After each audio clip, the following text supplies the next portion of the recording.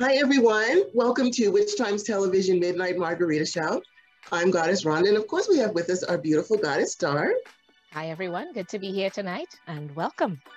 Welcome. And of course, the goddess, beautiful goddess that I'm looking at, Goddess Rhonda.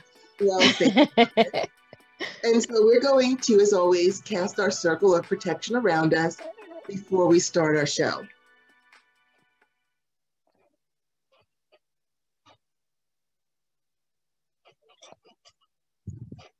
Get my incense going. Yeah, I forgot about that. I'm doing that right now. I'm using a rose incense. It smells. So I'm using a divine protection one that I made yesterday. I said, let me. All righty. Oh. All hail, our lords and ladies of the East, our brothers and sisters, our brother and patron, the sacred element of air. Namaste. Divine honor, love, joy, peace, and respect to thee. We charge thee, please cause a barrier of protection through all of our walls that face your direction, from corner to corner and end to end. Let peace and protection reign herein. Thank you. So it is.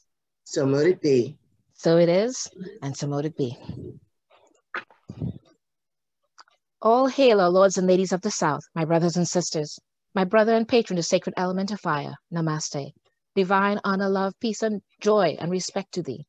I charge thee, please cause a barrier of protection through all of our walls that face your direction, from corner to corner and end to end. Let peace and protection reign herein. Thank you, and so it is, so mote it be. So it is, so mote it be. All hail, our lords and ladies of the West, our brothers and sisters, our sister and patron, the sacred element of water. Namaste. Divine honor, love, joy, peace, and respect to thee.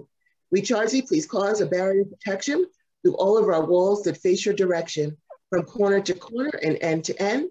Let peace and protection reign herein. Thank you. So it is, so mote it be.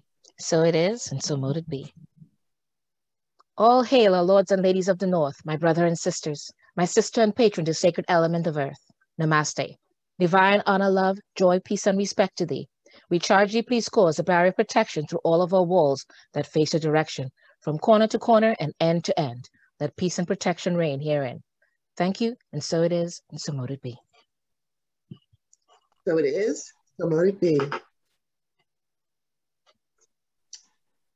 And we now bring down the divine white light from the sacred source of all well-being and fill all of our spaces with peace and protection always. So it is, so mote it be, and thank you. So it is, and so mote it be.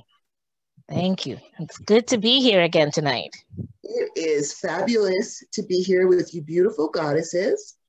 Yes. And tonight we're going to talk about, we don't script anymore. We just kind of go with the flow. And one of the things I wanted to talk about, interestingly enough, and this is, you guys can draw your own conclusions about what this is and what's going on with this, okay? So I complained last week that every time when I'm setting up for the show, something happens. And so this time, goddesses, I was ready, put my makeup on and looking good and feeling good. And I had said earlier to Goddess Starr, we were chatting, and I had pointed out an article that I saw about werewolves. Here, I can show it to you on my share screen. Apparently, there is a werewolf strolling about, strolling around the southern part of Mexico. Here, let me pull that up for you guys, just so you can see it. Mexico or New Mexico? Mexico. Oh, okay. Okay, just clarifying. Mexico, although, we're right in front of it, so it could come here if it wants to. So apparently there is a werewolf in the southern part of Mexico, in a little town, which is probably where werewolves would live. They want to live in a big town. They live in a little town where hardly anybody knows them or anything. And so I was going to talk about that because I love all things, vampires and werewolves and mystical creatures and things like that. And I wanted to also say, because I believe that we as human beings are not from here. I've said it before, I'll say it again. We do not fit in here. Everything else flows in nature, the insects, the animals have fur, there's food, they don't have to worry about working, everything flows, not us. We need shelter, we need food, we destroy everything. And so I've always said our ship landed somewhere and crashed and we got stuck here. Well, who's to say that werewolves and vampires are not also alien beings from different planets? Because I believe that. You know, other planes and spaceships could have crashed, or maybe they came here deliberately. And I know everyone says, oh, well, if there was such a thing as a werewolf, we would have seen one by now. Not necessarily, especially since werewolves and vampires can blend in with regular humans. You don't know who you're dealing with. But anyway, I wanted to discuss aliens and vampires. Is there a connection there, and so forth, and aliens walking the earth and that sort of thing. And so as I was, you know, putting on my final touches on my makeup, and so I started this meeting, and out of nowhere, it was just blasting. There was a video or something blasting a narrative, and I couldn't figure out where was it coming from. So I typically have, like, you know, I might have 6 browsers up at one time with a million things going on. So now I've got to go through each browser. And I'm trying to figure out, I haven't pulled up any videos. Where is this coming from? And it was loud. And then I wasn't really paying attention to what they were saying because I was panicky because, you know, it's midnight, I got to get started. And now I can't figure out where this audio is coming from. So I'm looking and looking. And just before I found it, I heard the guy say, well, what if an alien comes to my house? Because there's aliens on Earth, and what if it comes to my house and brings me, he was talking about aliens, and I'm like, oh my God, I'm planning on talking about this. Is this a sign that, and don't forget, Goddess Rhonda loves conspiracy theories, is this a sign that they heard me? Because why would this start blasting? I've had the same browsers up all day long. Nothing has come through, no audio, nothing started talking, and what I had up was Gaia TV. Gaia TV is it's a streaming service for metaphysical shows, aliens and ghosts and spirits and how pyramids and everything, how it comes together. I've had that actually for a couple of days because there was a program I meant to watch. It didn't just start blasting and talking. It wasn't until I started the show that all of a sudden the audio came on. It startled me half to death. And I was like, why can't I find it? Why can't I find it? Until they said, you know, about aliens being down here and one of them knocking on the door. And I'm like, okay, God and Goddess, is this a sign that they, or is it a sign that this is what we're supposed to talk about? Because that's too much of a coincidence that I'm planning to talk about this. And then I start the show button and this audio comes on blasting about aliens and them walking the earth and things like that. So we're going to have a discussion, and I'll be curious to know what you in our chat room think about that, about aliens walking the earth. And also, are the mystical creatures that we are so in love with, the vampires and the werewolves, are they actually aliens from another planet that also might have landed down here and are understandably, you know, in hiding?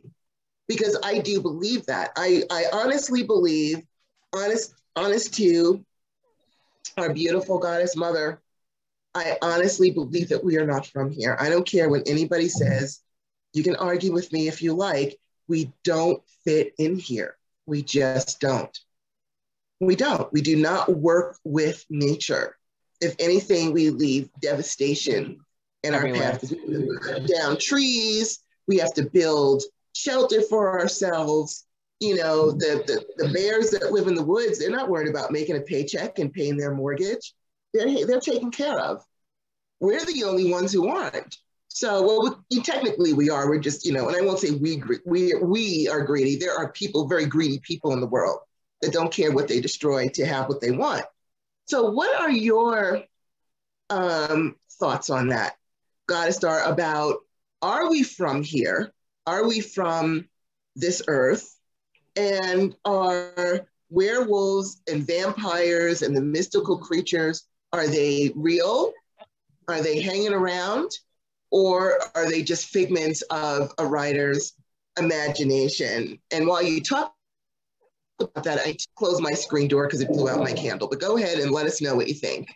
Okay, so it's a combination of things. I believe part of that, because all these authors around the world have written stories, whether it's of sightings that they've physically seen or romance books or whatever, and they all have a strain of things that they say that goes with their stories. And I believe that it kind of makes you believe that there could be a bit of truth in all of this, because honestly speaking, we don't just have a great imagination. I believe that people have seen things over the years. They've come up with different things that they would say, whether it's garlic, I don't mean that necessarily that is the truth part of it, but I'm saying that they all come up with this different list of things where they were dealing with vampires or werewolves or different things. So to me, every story has a grain of truth in it. However, it fabricates into a bigger product of the story or whatever. I believe every one of them has a grain of truth in it. I mean, the whole story of Lilith and the Garden of Eve and all of that, the Garden of Eden with Adam and Eve, there's a grain of truth in all of that, right? We have our version of it with Lilith or hell or whatever it is that you want to say. We have our different myths with it. I think every group around the world has a different myth about whatever it is, about the beginning and all the different things. So I believe that there is a grain of truth in all of these kinds of things, whether it's shifters of different types. And honestly speaking, they would, if you putting it in the context of what you just said, that we don't fit in, the shifters seem to fit in more than we do, because their body would adapt when they shift into their animal form, their body adapts to the weather better than we do, right? So all of that plays in. But then there's this other side of it where, have you seen the movie The Gods Must Be Crazy 1 and 2? Remember the people, the little people that live in Africa that is part of, and there are people like that around the world and different, like they're very isolated and they're part of the earth. They live with whatever is there. The parts that we as regular people would not survive. We would die because we would not find water, whereas they find water. They know where to find water under the ground. They live, they thrive. And they don't do crime. There's no crime with them. They all live in harmony. And that made me think of them, because somehow they fit in with where they live indigenously. So there are different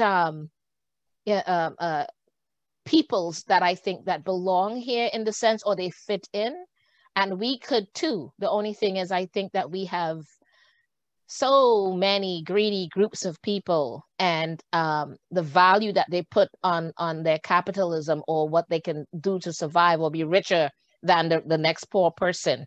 They all want to be richer than that next poor person that they're willing to destroy rather Right. than be part of. And I think we are capable of being part of, because obviously those peoples and those indigenous tribes are doing it. It's just that we seem to not willing to adapt to that. So we created our own concrete environment. And Gods Must Be Crazy, honestly, that's where it shows you the big contrast between the two worlds. But in terms of aliens, I highly believe, because I do not believe that we could really believe that we are the only intelligent species in the universe. Are you bloody kidding me? No, that's not possible. I believe there are aliens. I believe there's so many different things, and there's so many theories as to our beginnings, our existence, that I believe there's a grain of truth in all of it.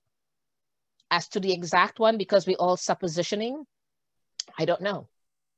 And I can't lay claim to knowing anyone that actually knows the actual truth, because it's a matter of what we want to theorize or believe. And human beings have a tendency to flow towards if it fits into their pattern of thoughts.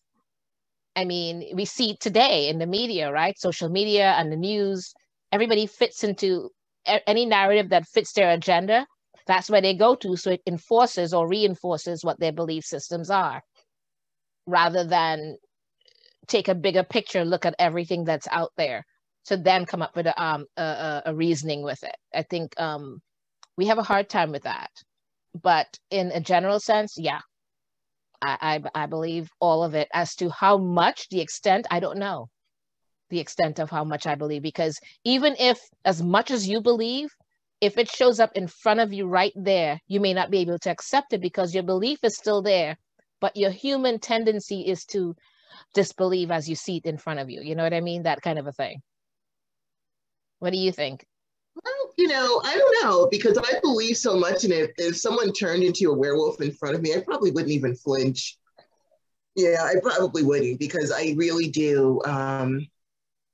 I really do believe that. Now, that doesn't mean I'd stand around and have a conversation, because I don't want to get bitten or anything.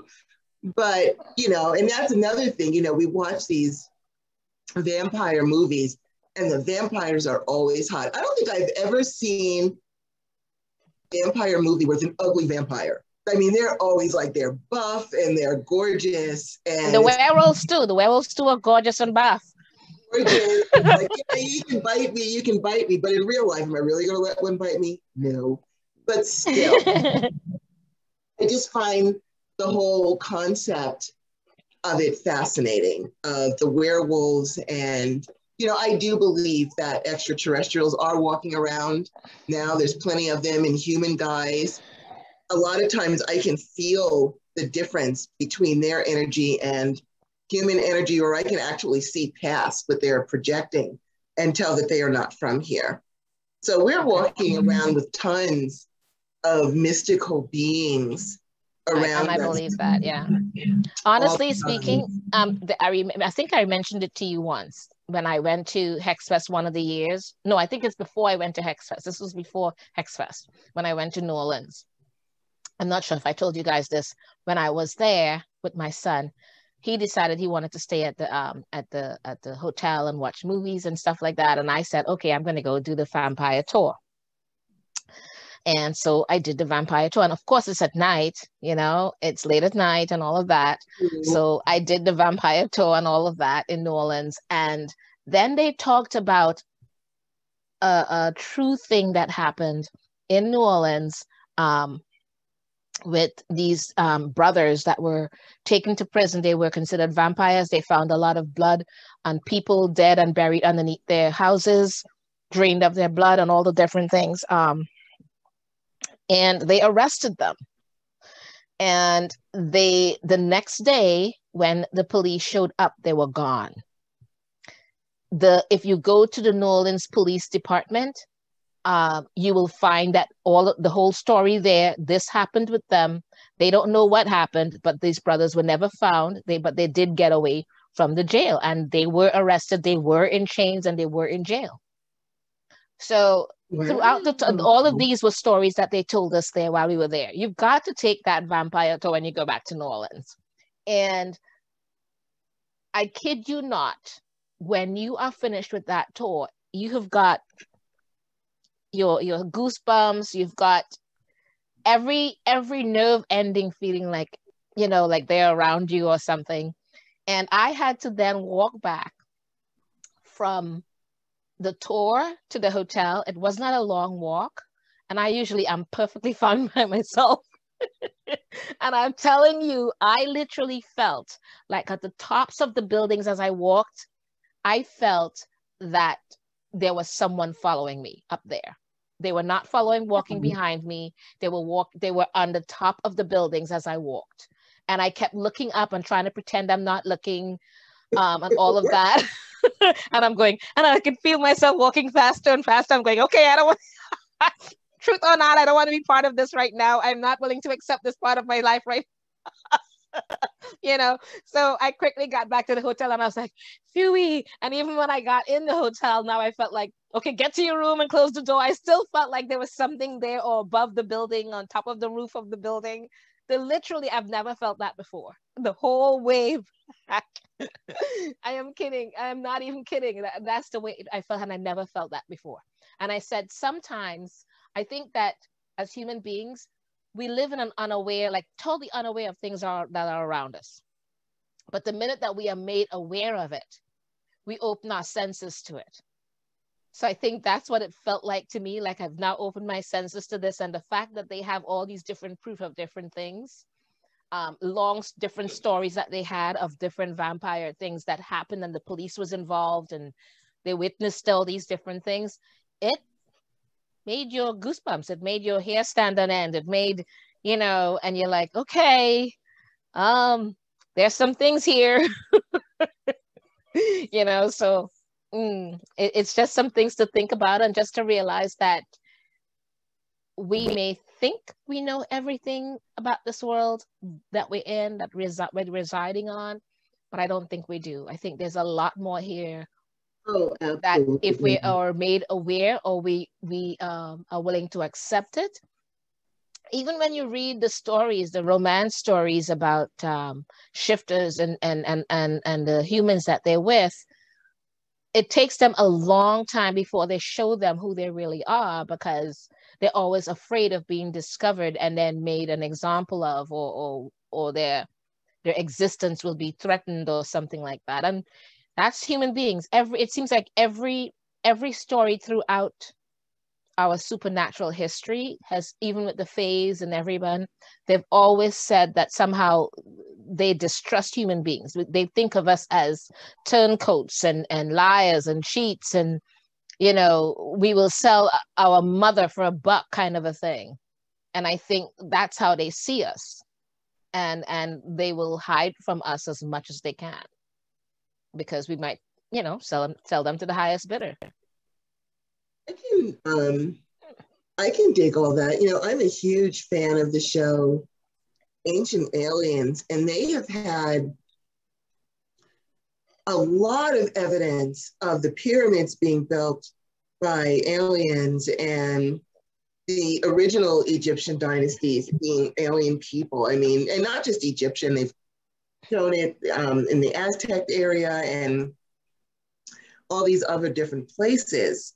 And the evidence that they have is huge. They have huge evidence that they have uncovered about people, and that's not to say maybe there are people, like there are indigenous tribes, maybe they are from here. But I'm saying not every human being, or everyone called a human being, is from here. Because there are people that do work with the earth and want to help the earth and flow with everything. But for the most part, that's not true. And so, at least from what I've seen.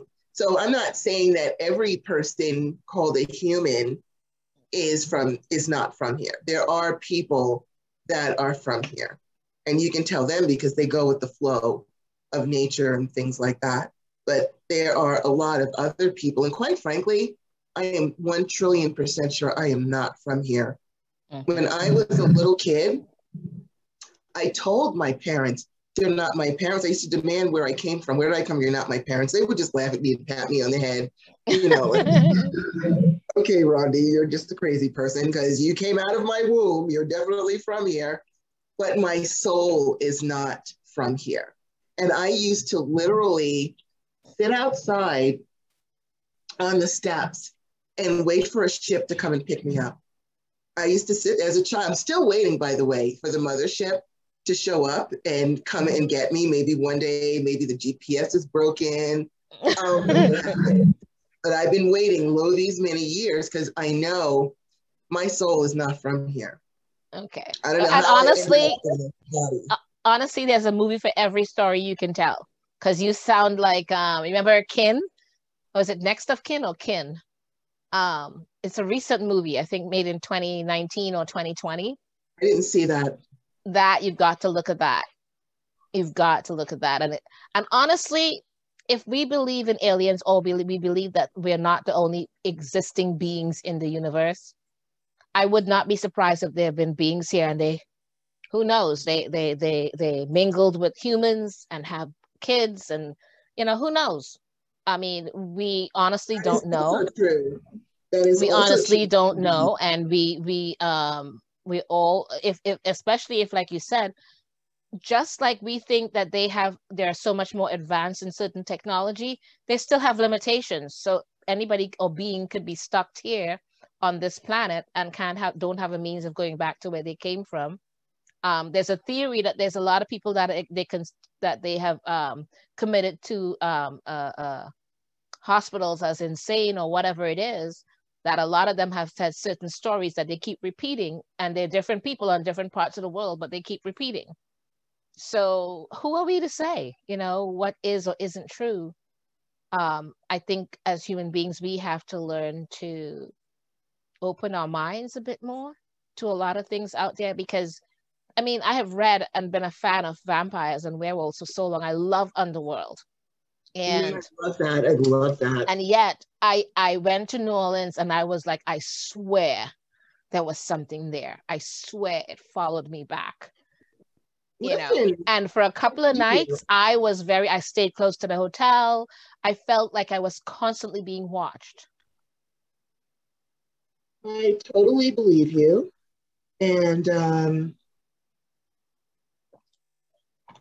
what was it, 2000, I don't know, maybe 10 years or so ago, we went to the old town of Albuquerque. I used to work for this company, and I found out that they did a ghost tour. And so, me, I'm like, we're going. Nobody wanted to go with me. I'm like, we're going. And I actually even went to the boss and I said, this would be, a great company trip. We can all have dinner, we can bond. It would be great for us to, to go ahead and do this. And so my boss was like, listen, because she was American. She goes, listen, our attitude is we don't bother them. They don't bother us. However, it's just a fun thing. I'm all for it. I will sanction it. If you want to plan a company trip to go down there, then go ahead and do it. And, as many of us, she said, I'm not going. She let me know. So I'm not going, but you can gather up everyone. If everyone wants to do it, we'll do it. So she has a healthy respect. I browbeat everybody into going on this. So it's like you're going on the tour, you can bring your wife, bring your husband, we're all going. So a whole bunch of us decide, okay, we're going to go.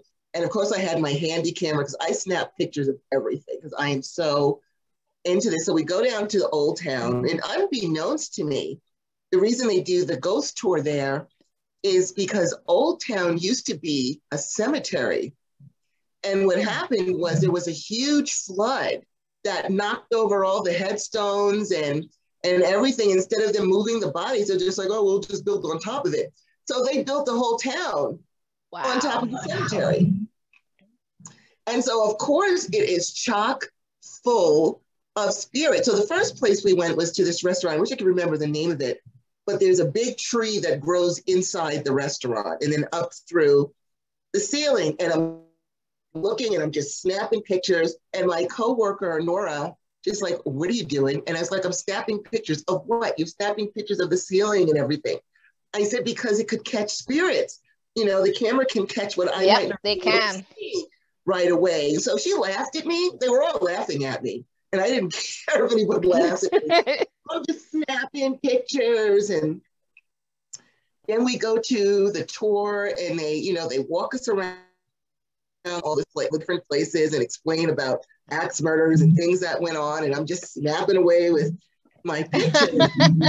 And so we were on our way to this building that was abandoned. And one of my coworkers, Emily was her name, was walking next to me. And they had given her, it's like this thermometer gun where if you hold it up, it shows like the temperature because you're supposed to be looking for temperatures. Right, yeah. So as we walked past this alley, and everyone up was like further up ahead of us. We walked past this alley and she just stopped and she pointed her thermometer gun.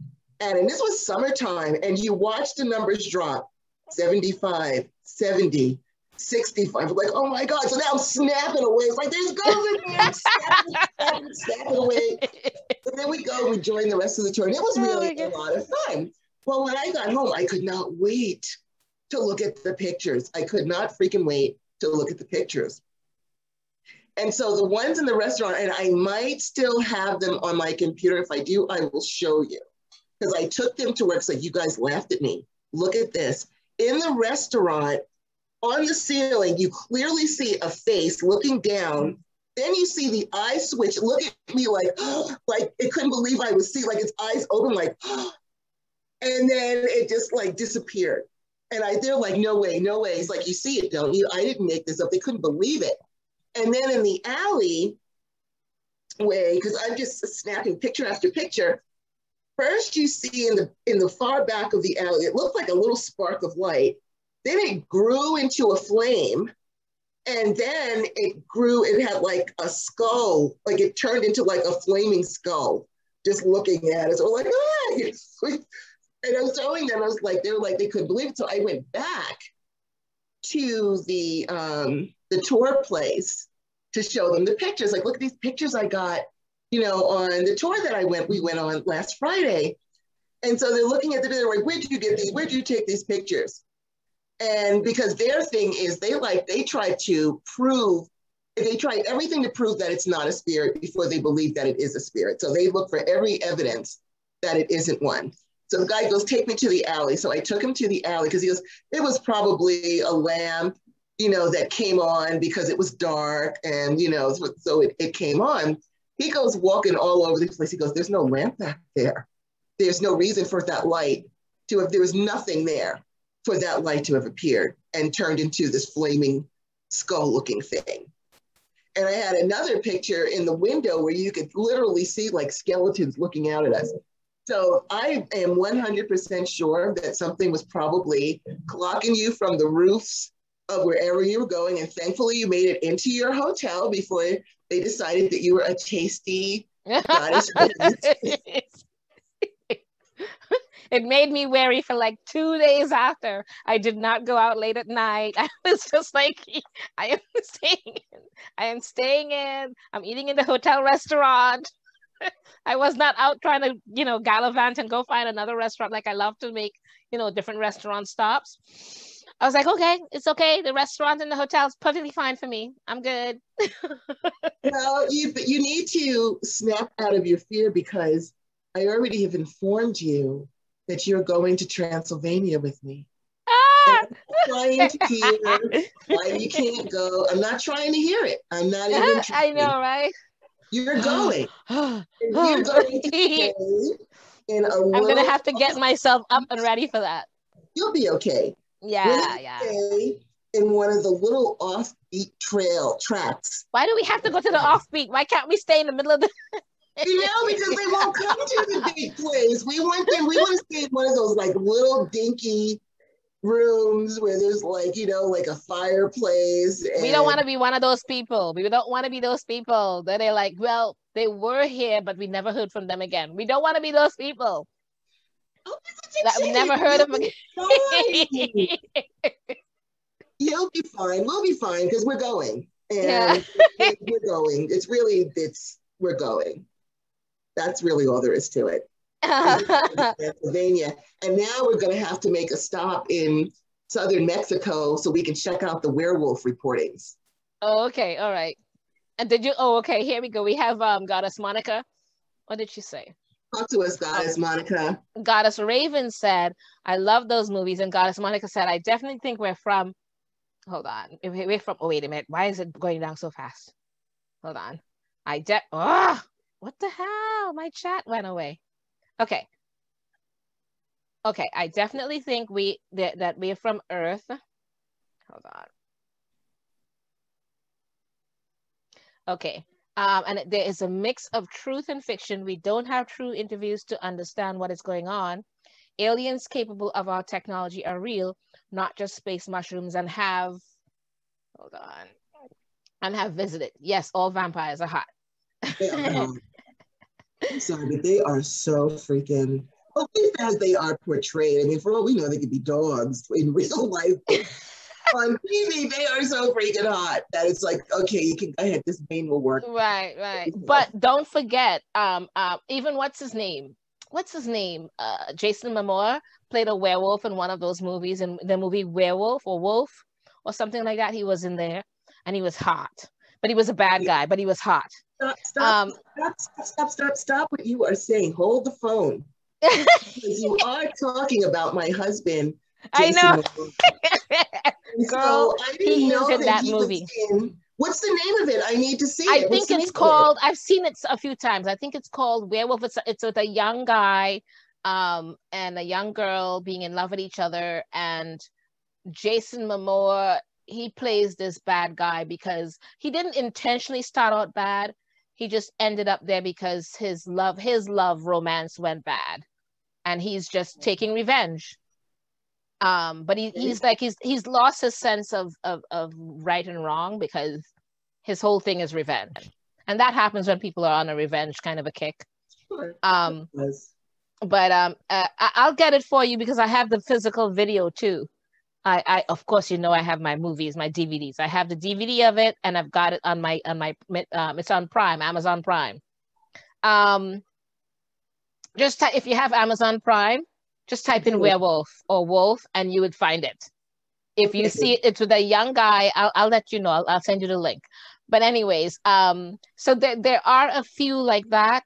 And I always have believed that there is a grain of truth in all of it. But if you, again, going back to New Orleans, there's that whole thing. If you Google it, New Orleans has a big werewolf society.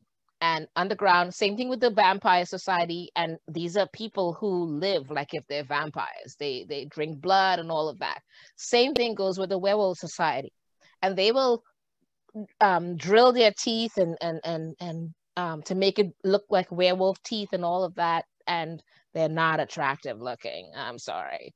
Wow. I mean, they you know, when they're done, they just look weird. They don't look attractive. They look weird because of what they're doing to them. They're mutilating themselves to appear as werewolves or whatever it is. Mm-hmm. So sometimes people take it a bit too far right. to match certain things. But, you know, to each his own. I'm not here to judge. It is what it is. That's their life and that's how they do it. It's just that some of them are like in their 60s and their 70s and you're like, when are you going to grow up and just... No, it's just like, you know, even if you believe in that, are you seriously telling me that you deform yourself to look a certain way? Right, it does not make any sense in my head. At 60 and 70 years old, at some point, you're not a kid anymore. Right. You know, but it is what it is. And again, I'm trying not to judge. I'm saying it like if I'm judging, but I don't mean to. Because to each his own. We judge no one here. We may have comments, we may have to each his own, you know. Yeah. You know, at some point, even if you believe in certain things, you have to follow certain things in the sense of like, I want to live in society because I have to provide for myself. Right. So I don't know how, and a lot of them provide for themselves based on the fact that they look deformed, you know, so they post for magazines, they're in magazines, they're in different things based on that. So, yeah. Well, what do you think about the theory that the earth is a training ground for various types of souls? Like, you know, people, let's just say people from different planets or different realms that have to come here to learn. Because I do feel, you know, some people say that hell is earth, that earth is hell. And for some people, earth is hell, for some people it's heaven. But I do think that everyone here is learning something. So I also believe that this could be a training ground for various souls. Maybe a warrior type of species is going to be more trained in a place where it's more likely to have warriors and war, or things like that. So I do believe this could also be a training ground. Because if you think of what a lot of people go through, you know, and the lessons that they learn, and it's all for the elevation of our souls anyway, as we go from lifetime to lifetime, we learn different things. So who's to say this isn't just, we could be all different kinds of species that have been fit into a human body, because they do say we go from lifetime to lifetime with the same people. We just role play. Yeah. So lifetime, someone might be your mother, and the next time they could be your husband. Right. And that's the reincarnation theory. And yes, It's interesting because all of it kind of plays in together, but at the same time, I think it's a matter of what we perceive, what we see as our reality. But in the sense of us as a training ground, I wouldn't be surprised, because there are so many things that happen that we sit in there going, how could we let this happen as human beings? How can we allow even what's going on right now with Israel and Palestine, Yeah. and other things around the world? We're sitting there going, how? And a lot of it is, it's a training ground in the sense of the few that does realize that everything is based on real estate. We call it real estate, but land, really. Everything's based on land. How can I get land and hold on to it? Right. Whether we use it for investment or whether we use it as, we may consider it investment, but one day we might have to fall back on that investment and go, this is mine. This is all I have. I'm going to hold on to it. Right. Everything is based on land, whether it's the equity, the capital. But I think that it's all, yeah, you're right. It's all really a training ground for whatever purposes that we allow it to train us to be. Mm-hmm. It's kind of like me wanting to buy that land over 100 acres and live on it and become our own society, our own community. And maybe that's our training ground to see if we can do this as a people and survive in harmony without trying to dissect one another and harm one another. Because the bottom line is, there are the few people that have formed communities and survived, they've learned to live in harmony, literally, not trying to harm one another and stab each other in the back. The rest of society have a tendency to, there are too many that's trying to stab you in the back, that, especially when you're condensed into like the cities, that's harder to not say that it's happening, because there are too many of us and there's not enough of that land to hold on to. That's why we're all living in the air. I'm on the 6th floor, I mean, so I don't really have, even though I own it, I don't really own it. What am I owning? Air? That's essentially what I'm owning. I'm owning air, and air doesn't have any rights or anything like that, or has no commodity in that sense. But I think you understand what I mean, though. But it's a lot for us to take in that sense. But it could be our training ground. I wouldn't be surprised, for all of us in different ways. And I training as meaning different for each species of us. And I'm saying species because there are different species of us here, whether we want to say it or not. Yes, we're humans, but there are different species of humans here. There is the ones that will do anything for money, sell their dog and their mother for money, or for what they consider commodity. And then there are those that really wants to live in harmony and just share symbiotically or whatever. So it all depends, on what it is that we consider part of our training. I think it's what we consider personally our training. Well, I do believe a lot of what you say is true.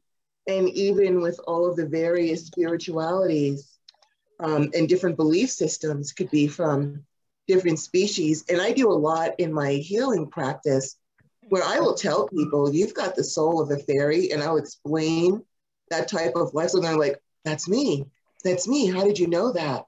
I can tell a lot of times what type of soul I'm dealing with. And even if I had to tell people, to get the book, I've met a lot of energy vampires who didn't understand really what they were doing.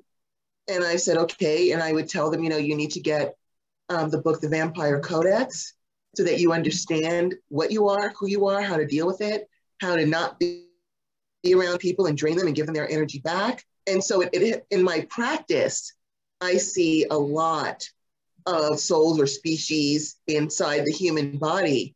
And I tell the people, and they're like, how did you know that about me? How did you know that's what I liked? How did you, like, I know, I recognize it. Right. And it was one lady, she was on, what do you call it? Oxygen.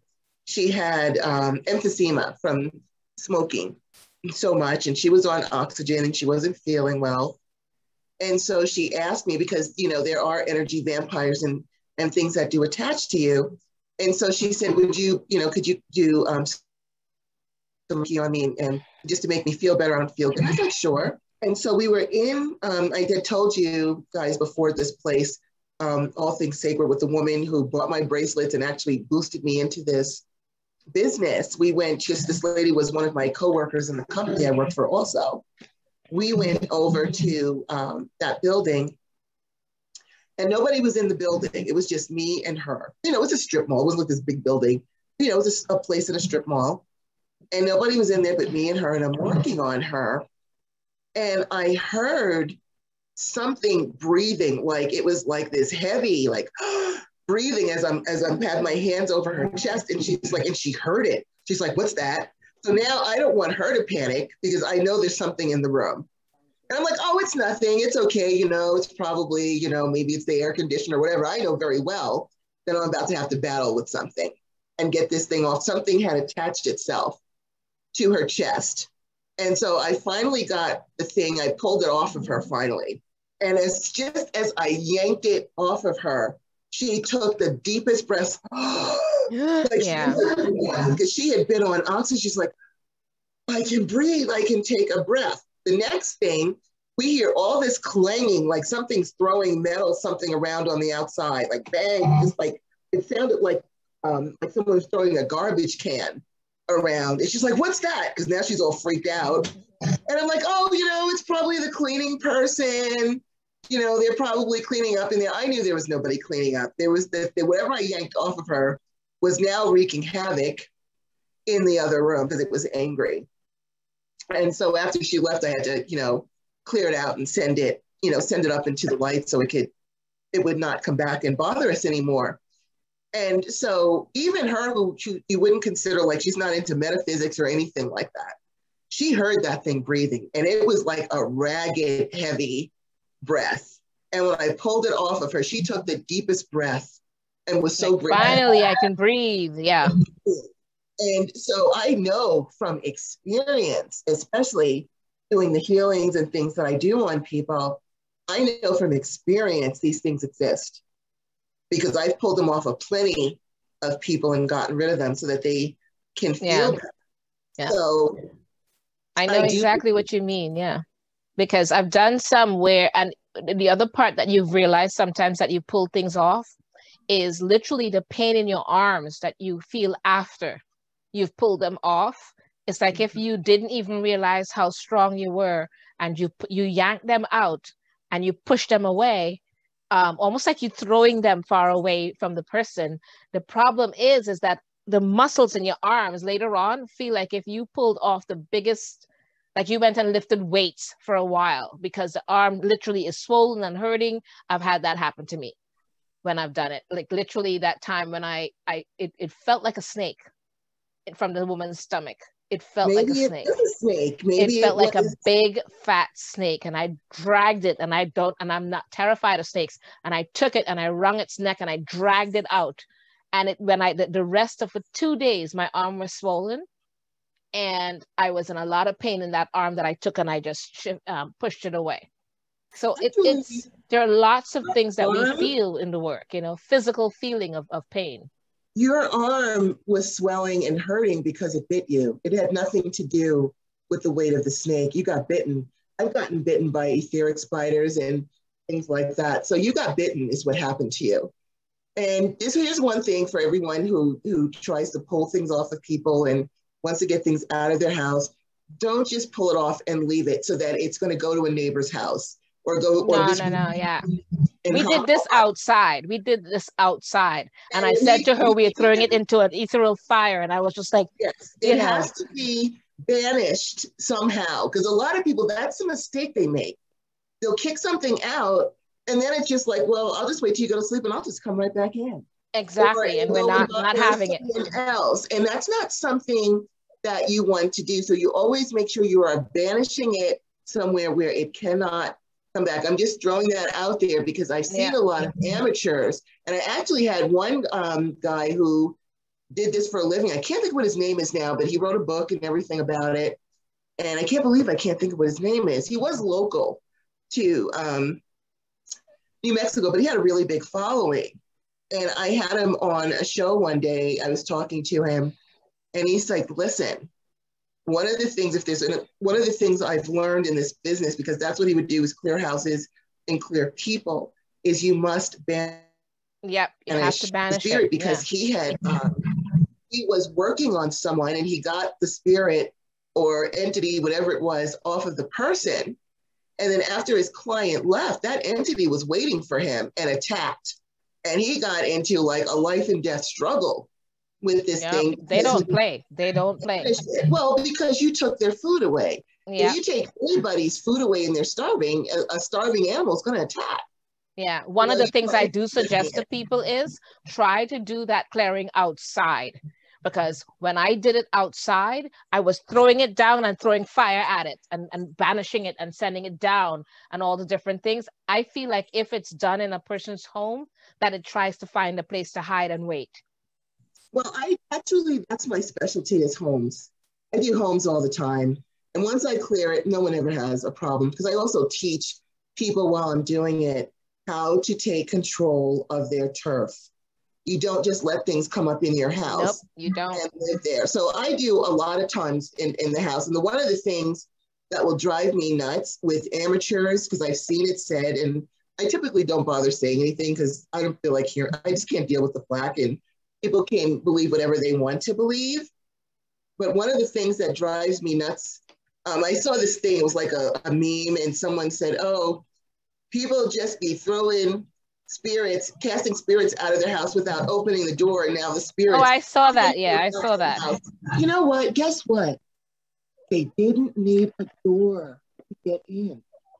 They can come right through the walls. They can don't come care. through your mirrors. People don't think of shutting their mirrors down because there's portals. One day I'll give you guys a demonstration, but I don't want to, belabor this too long, because now I've gotten totally off point about what we were talking about. I went off on one of my tangents. But getting back to the spirit world, yes, I do believe a lot of what you said, and there's a lot of things. There's so many different realms here and inter-realms and all over the place that a lot of people just aren't aware of. And so I wanted to talk about that. And then the other thing I wanted to talk about, because I wanted to talk about the importance of keeping a grimoire. Why? I was thinking back, because this is something my sister has not let me live down for 20 some odd years. She has not let me live this down. My mother used to make all of her own skincare and hair care products, with different herbs. She made all of our skincare products and things. And so I, of course, following in her footsteps, learned about herbology and putting things together and creating various types of cosmetics and things like that. And so one day I was in the kitchen experimenting, making a hair conditioner. And I put a little bit of this and a little bit of that, and some of this and some of that, and some different herbs and different things like that I brewed into teas and put it in the hair conditioner. It was the best hair conditioner you've ever tried in your life. My sister's like, you're going to make $1 million of this hair conditioner. You have to make it and you have to bottle it. And I'm like, I don't know how I made it. I don't know. I know. I put a little bit of this and I put a little bit of that. And I don't know how to, I could never. You could not replicate it. Couldn't replicate it. Now, some things, like there's different instances where I might need for this particular batch, I might need a little extra of something else, but I will amend it. I put an amendment in there that I added an additional, whatever it was, an additional tablespoon of whatever, or whatever it is, because you can come up with the bestest spell ever. I mean, like the spell that just, you could use it every month and you'll never have to worry about money or bad health again, and have no clue how you did it. I've done that. We've all done that at some point. And then we learned our lesson. And after that, like you said, I have literally, my book is in scraps. I would have pages that I slide in It's like this big stack like this. No, you know what I mean. I've got it bound because somebody finally said to me, I'm going to bound this up for you because you're going to lose your recipes. They bound it for me. And then I still have some that I just stack in between on different pages because it's alphabetically. I try to keep it alphabetical. And I would like not just amend it. I would say, I've added this on this date. I've added this new ingredient. And I would put the date too that I did it, and see if that worked. Because sometimes, even though it should enhance whatever the recipe is, when you add this new ingredient, it throws it off. And you're like, okay, I am not adding that again, or whatever it is, for whatever reason. But little things, if you don't write it down, I kid you not, you would not remember. And then you're sitting there going, almost kicking yourself. You would kick yourself because you're like, oh. It's annoying. It's annoying. Especially if you're doing, whatever you're doing, if a spell or creating an incense or some sort of beauty potion, and write everything down. What day of the week was it? Because each day carries different energies. What hour, what planetary hour was it? Was it done during the hour of the sun? Was it done during the hour of Jupiter? Was it done during the waning moon? Was it done during the waxing moon? Because that could make a difference. Yep. It could make, just the energy of a Thursday over the energy of a Monday can make a difference. So it's important to write everything down. I even purchased a scale so that I know within like literally a drop of what I put in there, because I do it by weight instead of doing it by teaspoon or tablespoon, because you never know, they could be off. A teaspoon that I got from Walmart might be different, a little different than a teaspoon that I get from the Dollar Tree or whatever it is. So it's better if you can wait, if not, or if you're doing drops, be careful doing drop, because sometimes I've done the drop and I'm sitting there counting the drops, and I might startle or something, and I squeeze the thing and all of a sudden like 10 drops come out at once. And I'm like, no, I don't know how many drops that was, because it was like ding, ding, ding, ding, instead of the 1, 2, 3. And so it's really important for if you like make a candle and you're putting certain, certain herbs or oils on it, write down, when did you make that candle? What color candle was it? Yeah. What type of oil did you put on it? And what combination? What was your intention when you created the oil? What chant did you do over it? What was your incantation? What was your petition? If you how were you feeling? Because everything also, when you're making these different recipes, how were you feeling? Were you in a good mood? Were you sad? Were you desperate? Were you whatever? And desperation is not a good place to be when you're making those things. Don't go there. I don't create if I'm feeling sick or I'm tired or I'm angry, even if it's the perfect, like everything is in perfect alignment, it's the perfect day, it's the perfect hour, it's the perfect planetary conjunction going on. If I don't feel good, I'm not going to make it, because I don't want that energy. Not only that, when you're doing spells and making potions and things, that requires even more energy.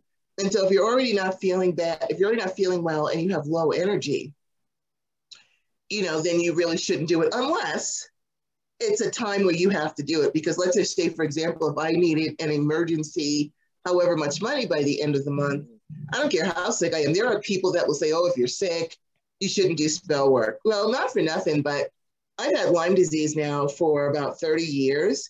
If I were to follow that theory, I would get nothing done. Yeah. So I don't believe in that, but I do believe in keeping my energy shored up enough and doing my spell work when my energy is shored up enough to do it. But if it's a time of desperation, I don't care how sick I am. If I have to drag myself to my altar to light that candle to save my ass financially or whatever it is, I'm going to do it. But yeah. And also that part that you mentioned about anger, sometimes you need that anger in a spell. Well, yeah, depending on what the spell that you're doing. Yeah, depending on it, I'm telling you, sometimes you need that. Everything, or you can even change the anger, remove the anger and keep the energy of it to put in there, because that's a very intense energy to use. So it's really important. So I'm going to ask our lovely chat room goddesses who are being awfully quiet over there. It's time for you guys to chime in. Do you, with your potions or spells, your candle work or whatever, however you craft, do you keep a written book of everything that you do? In my classes, I hand out a worksheet that says colors you used, chants you used, why did you use that color? Everything so that people can have something that they know, okay, I did it on Thursday, and I did it during the hour of the sun, and I used these herbs, and this was my intention, and I used these oils, and I used this color candle, and this is how I crafted it, and things like that. I cannot tell you how important it is to keep it. And I prefer to have it written. Like, I do have some stuff on my computer, but what happens if your computer crashes and it's gone?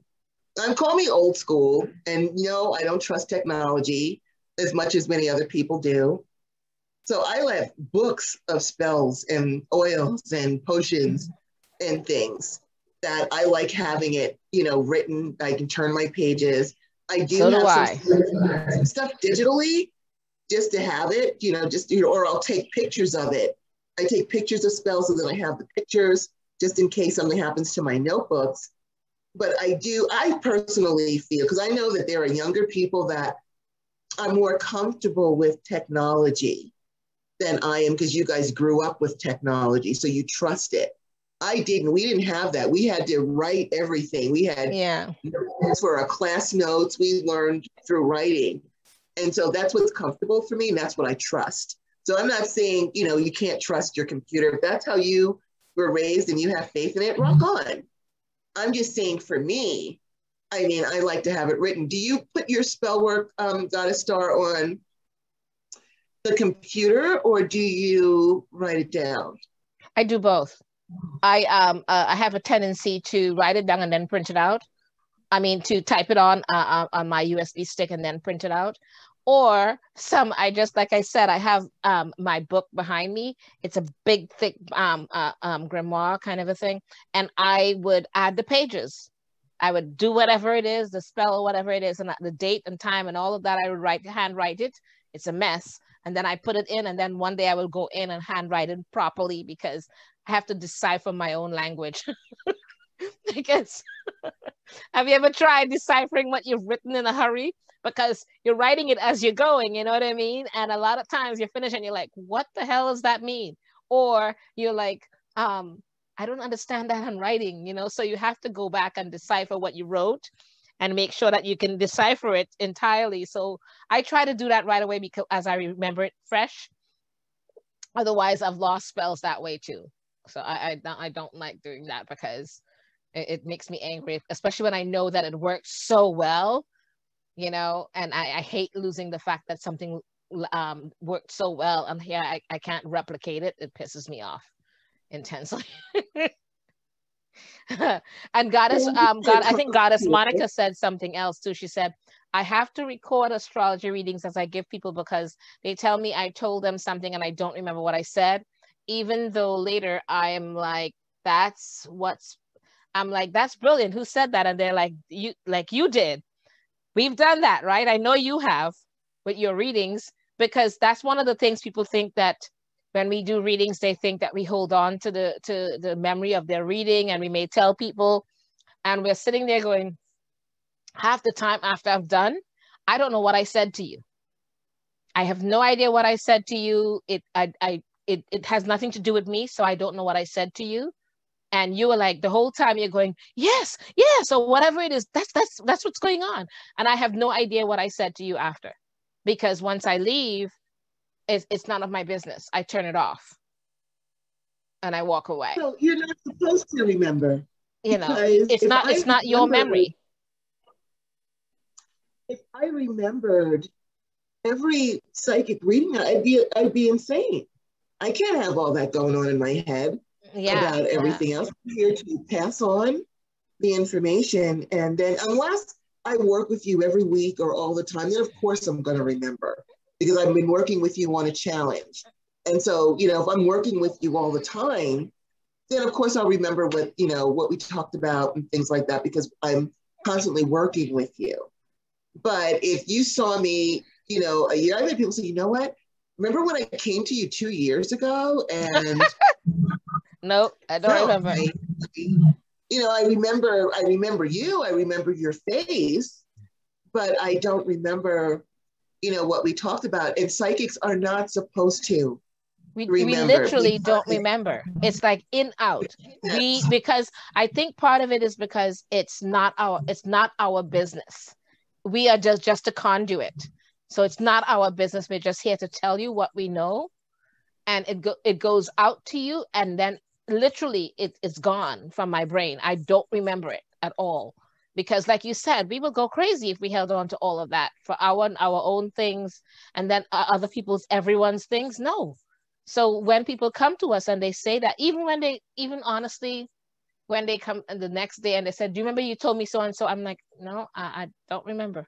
Because sometimes I am just hearing things, and I will tell people what I'm hearing or seeing. It does not concern me. I'm just relaying the messages. So I honestly, since I know it does not concern me, it just shuts out, or it relieves me and it goes to you and I'm done. You'll remember it, but I have no recollection of it. mm-hmm. Yeah. So Goddess Monica is also saying, I'm going to start recording classes I've taught. That's very good. Yeah. That's where I miss things. I get into that flow. Yeah, it's good Yeah. to, you know, record your classes that you've taught.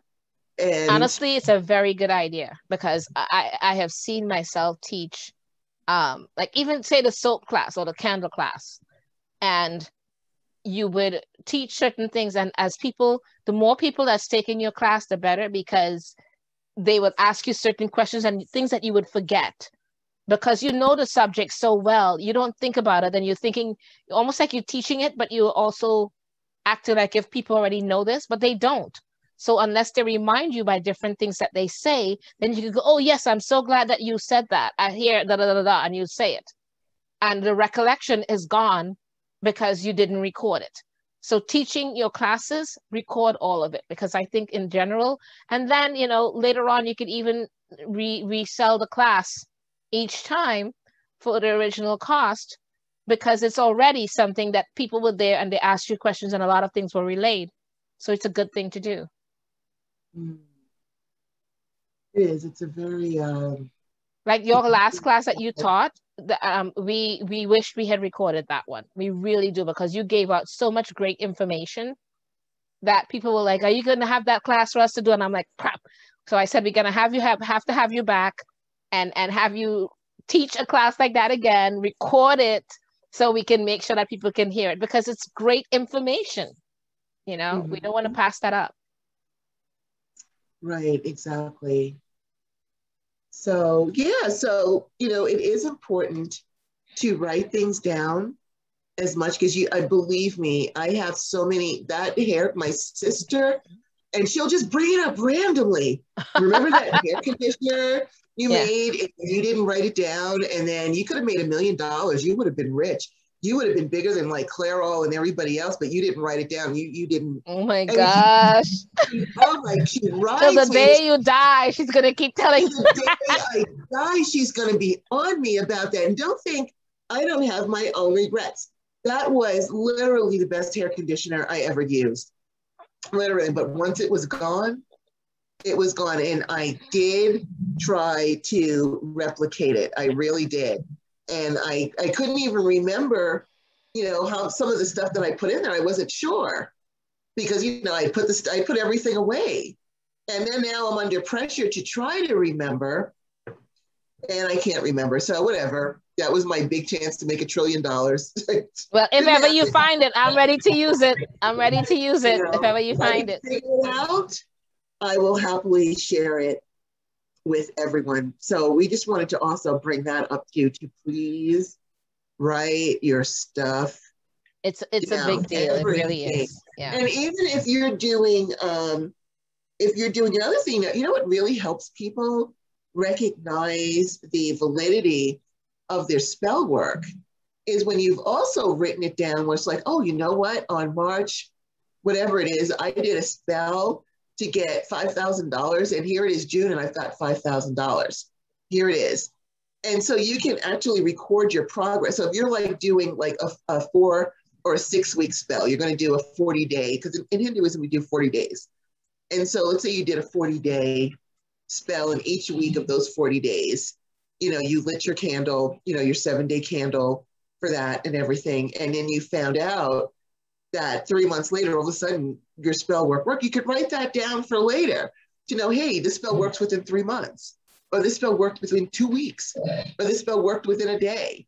This way, when you're in a pinch, you can say, well, you know what, this particular prosperity spell, that worked within a week. I'll do this one. So you can also tell what's the best spell to do at what time, for depending on, now, if you don't need the money for 6 months, and you can do one of your long-term ones, but if you need it in a pinch and you proved it through your spell work, it's good to keep progress reports. If you're doing a continuous type of spell where every week you're doing your chants and you're doing your spell work or whatever it is, or you're doing it every day for a certain number of days. But even if you're doing a one shot, write the date down that you did it so that you can see when did it come to fruition. Some spells work like this. Some spells might take a year, but at least you'll have an idea of how long it will take for that particular spell to work for you. So even if you pass it on to someone else and say, hey, I've got this great spell that'll bring you all the money you want, but it takes 3 months, or it works within 6 weeks, or it works within whatever, because people will ask you that when you're in this business and you create spells for them. Oh, gosh, yeah. How long is it going to take to work? Does it take a week? Does it take a day? Does it take a month? And so it would be great if you used the spell already successfully, and you can say, well, it usually takes, I found it to take about 2 weeks or 3 weeks or however much it is. So that's something that is another reason why it's really good to write this down. Yeah. Also, one of the other things that I thought of today, you and I were kind of discussing it earlier today. Anything you do, spell, not just spell work, or protection spells or whatever it is, anything that you work on, write down the date and the year. Not just that you did it, but literally the date and the year, because sometimes certain things would last a year, and then you're like, oh my gosh, it's been a year, I need to do it again. You need to, you're keeping track of certain things for yourself, because certain protection spells would last a year, or certain things that you do would last a year, or whatever it is, and then now you're out of that protective time, and you need to re-up yourself. It's kind of like anything else, it needs to be recharged. So when you write down your spells, you would know how often it needs to be recharged or redone. And you don't know that because you didn't write it down. A lot of these things, I believe that witches long ago, or people like who were in any kind of metaphysical person long ago, as long as they knew how to write, they wrote down things in terms of time, or maybe they'll write it down by in the season of the summer or whatever it is, they wrote down something so they'll know how to keep track of certain things. A lot of it was done by memory, but then memory goes after you get older and everything. So if you don't have it written down, then you're not going to remember. And it benefits you and everybody else that you're teaching or working with if you keep track of things. So it's good to record just about everything that you're doing, just for yourself. It's not, and that grimoire is not necessarily to pass on to anybody else. It's more for you to keep track of things for yourself, for your self-growth kind of a thing, So I'm adhering to it. I actually created, and there are different grimoires, depending on the spell work I'm working on. If I'm working with certain traditions or different things, I would have a separate book that I would create with symbols on the back, on the front, because I'm working on a particular thing. And that I literally would put the dates and the times and when I did it, and when does it need to be re-upped and things like that. And maybe that's too detailed, but for the things that we do and for the kind of work that we do, we need to do that. And there's a reason for that, right, Goddess? For us that we work on so many things for other people, we need to keep update things for ourselves. so that we can work, excuse me, so that we can work for other people at our highest and best energized person that we are. We can't function or help people if we ourselves need it and is not doing it for ourselves. So everything we do, we have to have a reasoning for it and why we keep track of it. Right. That is very, very true. And so that's what we wanted to convey to you, beautiful goddesses. You know, I'm glad we had our discussion about aliens and yes, hot vampires and hot werewolves.